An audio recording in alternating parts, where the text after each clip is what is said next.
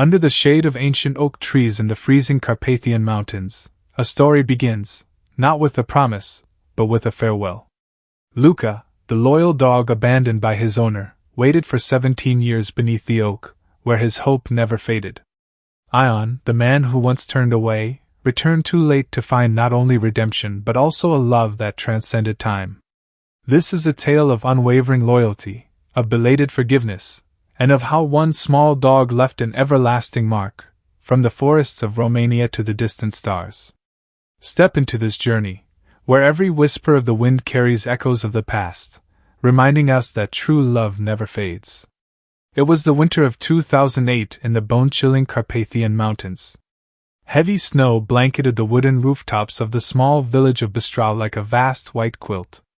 Ion Popescu, a 51-year-old hunter with salt and pepper hair and deep-set eyes, sat by the fireplace in his modest home. Before him lay Luca, the Romanian shepherd mix who had been by his side for 10 years. Luca's thick brown-gray fur was now streaked with silver, his legs no longer as swift as before, and an occasional dry cough rattled from his throat.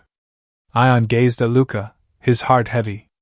He had decided to leave the village to seek work in Bucharest. Life here had become increasingly difficult.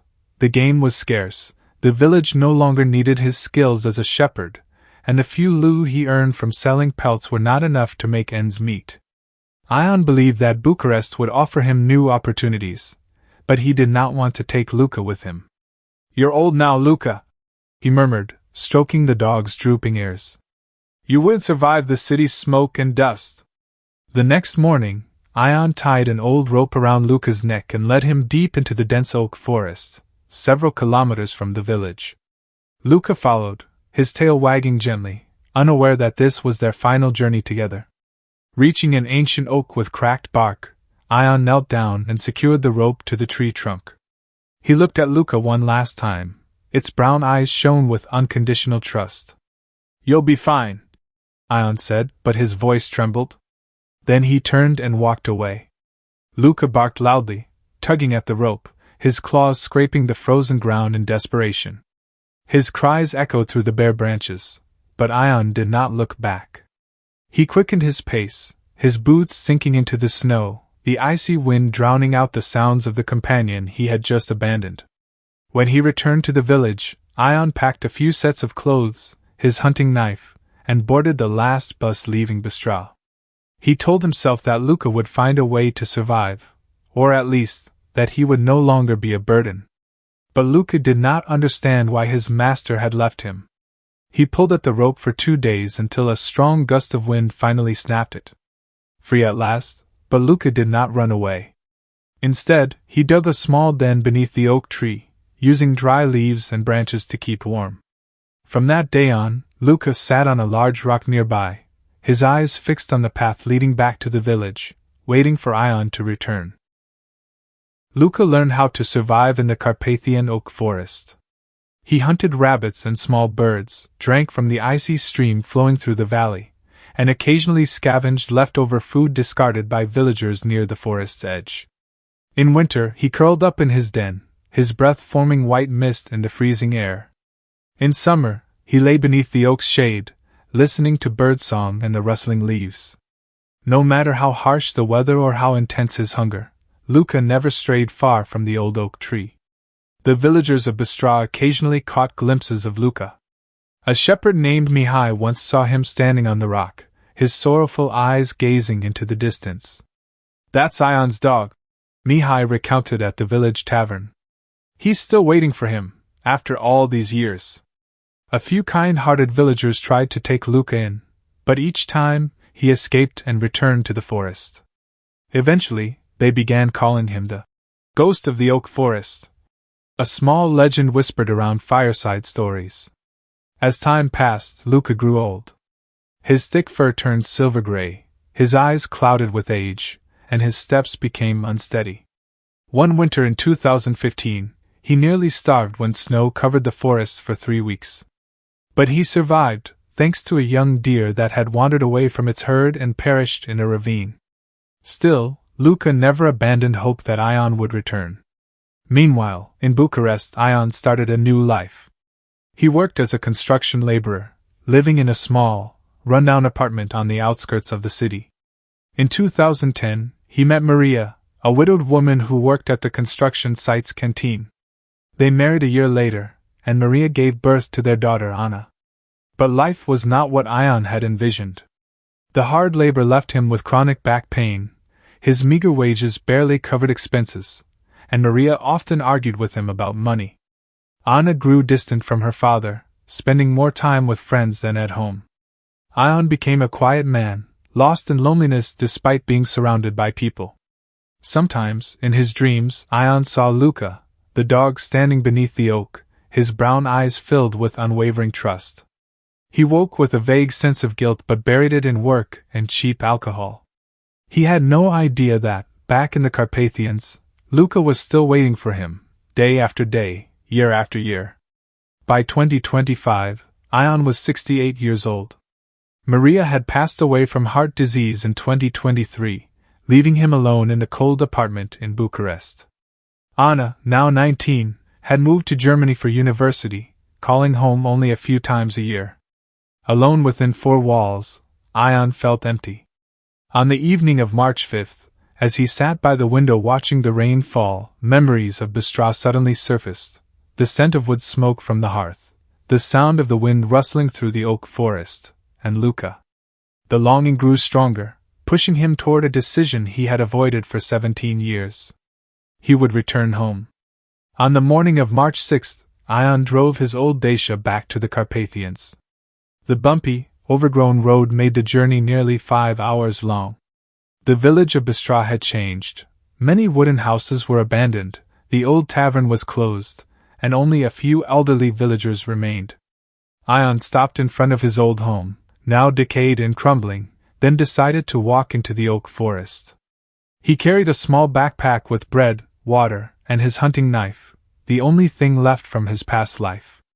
The oak forest was just as Ion remembered, towering ancient trees, tangled bare branches, and the wind howling like a mournful song. He wanted to find the oak where he had once tied Luca, though he dared not hope for much. But as he crossed a small ravine, the ground beneath him suddenly gave way. Ion fell, his right leg trapped between two massive rocks. He struggled, but the more he moved, the tighter the rocks held him. As night fell, the temperature dropped below 5 degrees Celsius, and Ion realized he was in serious danger. He called for help, but only his own voice echoed back in the empty wilderness. Just as despair crept in, a familiar figure emerged from the darkness.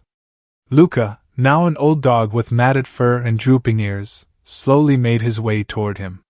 Though his eyes were clouded with age, his nose still recognized Ion's scent, the cheap tobacco and sweat he had never forgotten. Luca sniffed around him, then sprang into action. He used his muzzle to push away smaller stones, his weak claws scraping at the dirt to loosen the heavy rock. Occasionally he paused, panting from exhaustion, but he never gave up. Ion watched Luca, tears streaming down his wrinkled cheeks. "Luca, is it really you? You're still here?" His voice broke with emotion. After nearly an hour, Ion's leg was finally free. He collapsed to his knees, trembling, and wrapped his arms around the dog who had waited 17 years for him. Luca no longer had the strength to bark, he simply wagged his tail weakly, resting his head in Ion's lap. Ion sat there in the freezing forest, holding Luca close. He told him about the years in Bucharest, the endless days of backbreaking work, the arguments with Maria, and the nights when he dreamed of Luca. "I was wrong, Luca," he whispered. "I never should have left you." As the moonlight faded, Luca's breathing grew slower. He looked at Ion one last time, his brown eyes filled with peace, then closed them forever. Ion sobbed, for the first time in years, holding the small body that had finally grown cold in his arms. Returning to the village, Elena interviewed the elderly residents who still remembered Ion and Luca. An old woman named Doina, who had once seen Luca wandering near the forest's edge, recalled, "That dog never gave up. He waited for Ion until the very end. And Ion, he spent his final years making amends." Elena recorded every detail, realizing that this was more than just a news article. It was a story of loyalty, forgiveness, and the power of unconditional love. After her journey, Elena published an article in a local Bucharest newspaper, accompanied by stunning photographs of the oak forest. The piece was titled, "Luca Beneath the Oak, A Legend of Loyalty." It quickly spread across social media, capturing the hearts of thousands. The story of Luca and Ion resonated deeply with animal lovers and those searching for meaning in the fast-paced modern world. Inspired by the article, a group of young volunteers decided to launch a conservation project for the Carpathian oak forest. They named it the Luca Project, aiming to preserve the natural habitat and build a small memorial beneath the oak tree to honor Luca and Ion's story. Elena became an advisor to the group, frequently returning to Bystrov to support their efforts. By the summer of 2031, the memorial was completed. A bronze plaque was placed near the two graves, inscribed with a brief account of Luca and Ion's story in both Romanian and English. Around the oak tree, young saplings were planted, symbolizing the continuation of loyalty and hope. On the day of the inauguration, dozens of people traveled from different places to attend, including Anna, who had finally found the courage to return home. Standing before her father's and Luca's graves, Anna held a bouquet of wildflowers. "I never understood you, father," she whispered, her voice trembling. "But now I see why you chose to stay." She placed the flowers down, tears falling onto the earth. Beside her, Elena rested a hand on Anna's shoulder. "Your father and Luca left behind a legacy," she said. "It's not just their story, it belongs to all of us." Nearly a decade later, the Carpathian oak forest became a well-known destination in Romania. Visitors from across Europe came to witness its untouched beauty and learn about Luca's legend. The memorial beneath the oak was expanded, featuring a small stone path leading to the site, wooden benches for visitors to rest, and a modest information center managed by the villagers. Bystrov, once on the verge of being forgotten, now thrived with artisan shops and small goose houses. Elena, now 38, wrote a book based on Luca and Ion's story, titled Beneath the Oak. The book not only recounted their journey but also explored the deeper meanings of loyalty, forgiveness, and the bond between humans and animals. It became a bestseller in Romania and was translated into multiple languages. A portion of the book's proceeds was dedicated to maintaining the Luca Project, ensuring that the forest remained a sanctuary preserving the memory of a loyal dog. Meanwhile, Anna settled in Germany but frequently returned to Bystrov. She opened an animal rescue shelter on the outskirts of the village, naming it Luca's Home, dedicated to caring for abandoned dogs. Every time she visited her father's and Luca's graves, she brought along a dog from the shelter, continuing their legacy in her own way. "Luca taught me that love never gives up," she once told Elena during one of their meetings. On an autumn afternoon in 2040, Elena and Anna sat beneath the oak tree, now a symbol of hope. The wind rustled the leaves, whispering through the branches, as if Luca and Ion were still listening somewhere in the forest. "Do you think they'd be proud?" Anna asked. Elena smiled. "I believe they would. They found each other again. And now, the whole world knows their story." Returning to the village, Elena interviewed the elderly residents who still remembered Ion and Luca. An old woman named Doina, who had once seen Luca wandering near the edge of the forest, recalled, "That dog never gave up. He waited for Ion until the very end. And Ion, he spent his final years making amends." Elena carefully recorded every detail, realizing that this was more than just a news article. It was a story about loyalty, forgiveness, and the power of unconditional love. After her journey, Elena published an article in a local newspaper in Bucharest, accompanied by stunning photographs of the oak forest. The article was titled, "Luca Beneath the Oak, A Legend of Loyalty." It quickly went viral on social media, capturing the attention of thousands. The story of Luca and Ion resonated deeply with animal lovers and those searching for meaning in the fast-paced modern world. Inspired by the article, a group of young volunteers decided to establish a conservation project for the Carpathian oak forest.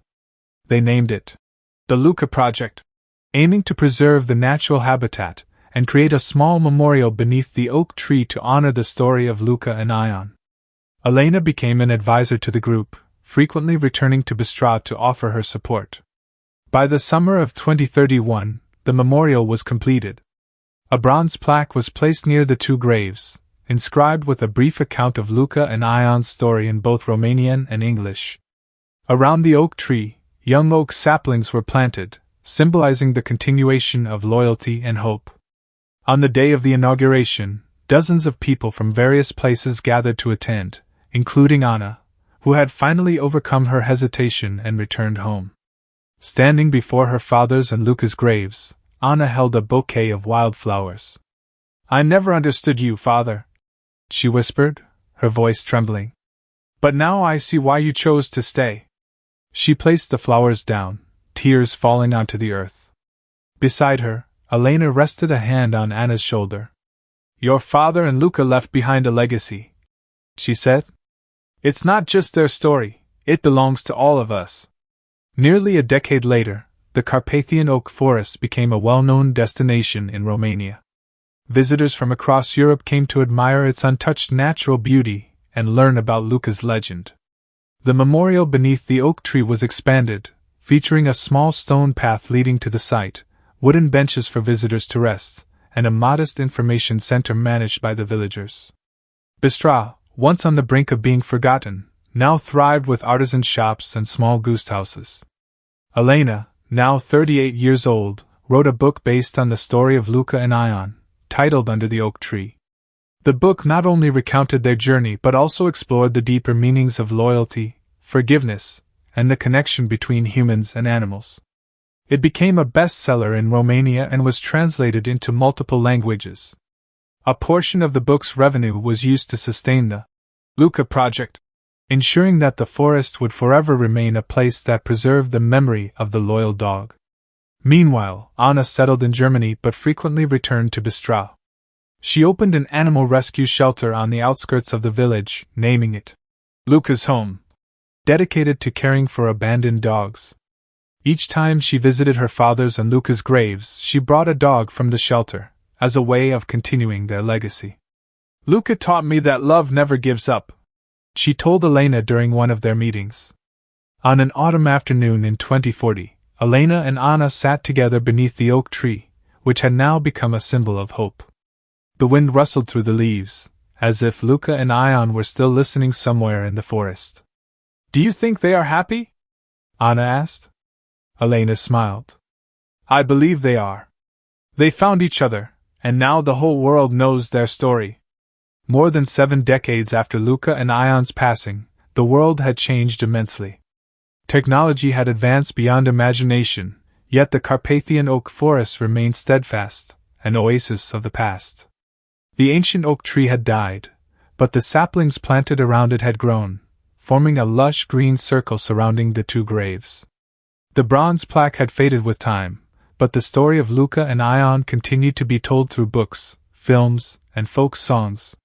The village of Bistrah had transformed into a small town, home to a museum that displayed artifacts related to Luca and Ion, the hunting knife Ion once carried, the original manuscript of Under the Oak Tree, and black and white photographs taken by Elena in 2030. Children in the region grew up hearing the tale of the loyal dog, learning from it lessons of patience and love. On a cold winter day in the year 2100, a young boy named Andrei, Anna's great-great-grandson, stood before the two graves alongside his elderly great-grandmother, Anna, now 94 years old, her hair as white as snow. "Grandma, did Luca really wait for Ion that long?" he asked. Anna smiled, her eyes blurred with age. "Yes, Andrei. And Ion returned to make amends. They taught us that, no matter how late, true love will always find its way home." As the snow began to fall, Andrei placed a small pine branch on Luca's grave. The wind whispered through the forest, carrying echoes of the past, the sound of Luca's bark, Ion's footsteps, and the timeless story of loyalty, forever resonating through the Carpathian oaks. By the year 2150, the world had changed beyond what past centuries could have imagined. Floating cities hovered in the sky, artificial intelligence governed most aspects of life, and nature had become a rare treasure, protected in designated sanctuaries. Thanks to the Luka Project, the Carpathian Oak Forest was recognized as a global natural heritage site, one of the last places on Earth that retained the pristine beauty of centuries past. Luka and Ion's graves now lay within a protected area, surrounded by transparent glass barriers, safeguarding them from the passage of time and the changing world around them. Andrei, the boy who once stood beside his great-grandmother Anna in the year 2100, had now become a 60-year-old ecologist. He dedicated his life to studying and preserving ancient forests, inspired by the story his great-grandmother had told him. Andrei frequently returned to the Carpathians, bringing holographic equipment to recreate images of Luka and Ion based on old records and photographs. During these projections, visitors from across the planet, even from colonies on Mars, could see Luka standing on the rock, his brown eyes gazing into the distance, and Ion holding the dog tightly in their final moment together. On a winter day in 2150, Andrei led a group of students from the Bucharest Institute of Ecology into the forest. Among them was a 12-year-old girl named Sophia, who was more captivated by Luka's story than anyone else. "Professor Andrei, why didn't Luka leave?" she asked, her eyes shining with curiosity. Andrei smiled and pointed to the oak tree, which had now become a natural monument. "Because Luka believed that love was worth waiting for, even at the cost of a lifetime. He wasn't just waiting for Ion, he was waiting for the day we would understand that." Sophia stood quietly before the now faded bronze plaque, which had been replaced by a touch-screen display that told the story in multiple languages.